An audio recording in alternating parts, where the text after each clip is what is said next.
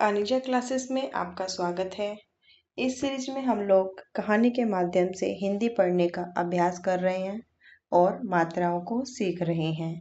तो पिछली 2 वीडियोस आपने शायद देख ली होगी, नहीं देखी है तो आप चैनल पर जाकर देख सकते हैं। तो ये हमारी तीसरी वीडियो है जिसमें हम धीरे धीरे मात्राओं के साथ कहानी को पढ़ेंगे।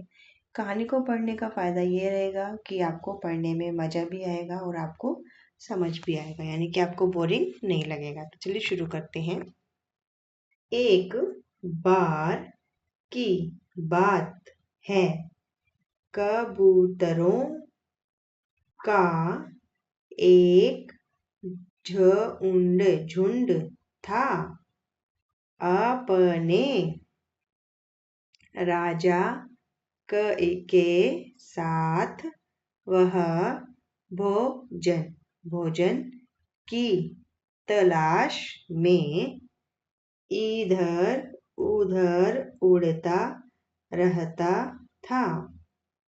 एक दिन वे सारे कबूतर एक जाल में फंस गए।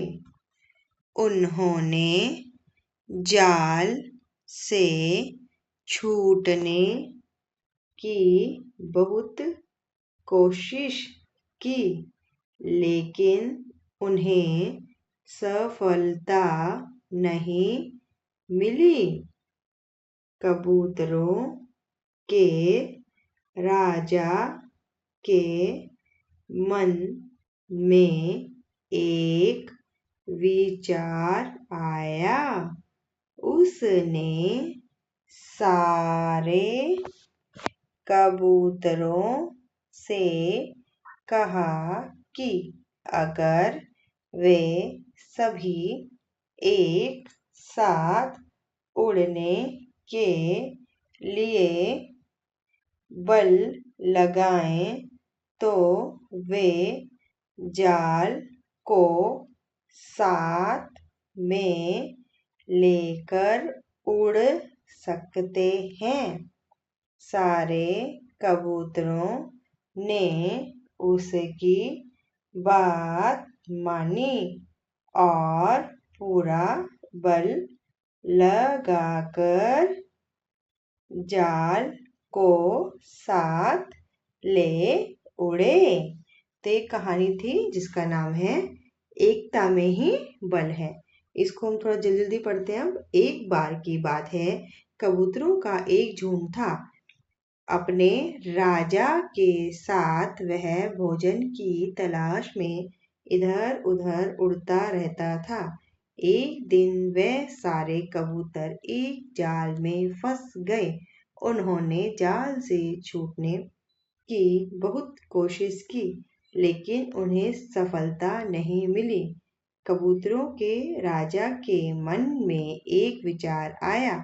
उसने सारे कबूतरों से कहा कि अगर वह सभी एक साथ उड़ने के लिए बल लगाएं तो वह जाल को साथ में लेकर उड़ सकते हैं। सारे कबूतरों ने उसकी बात मानी और पूरा बल लगाकर जाल को साथ में ले उड़े। ठीक है, समझ में आया आपको? मात्राएं समझ में आई? अगर हम रोज एक हिंदी की छोटी सी कहानी के साथ मात्राओं की प्रैक्टिस करेंगे तो हमें हिंदी जल्दी से आ जाएगी और आपको हिंदी सीखने में बोरिंग भी नहीं लगेगा। तो चलिए, ये थी हमारी कहानी एकता में ही बल है। अगली क्लास में किसी दूसरी कहानी के साथ मिलते हैं। तो आज की कहानी एकता में ही बल है हम लोगों ने पढ़ा। इसको हमने धीरे धीरे पढ़ा मात्राओं के साथ। तो अगली क्लास में एक नई कहानी के साथ, जब तक आप इसकी प्रैक्टिस करना और जाने से पहले चैनल को लाइक शेयर सब्सक्राइब कमेंट करना ना भूलना।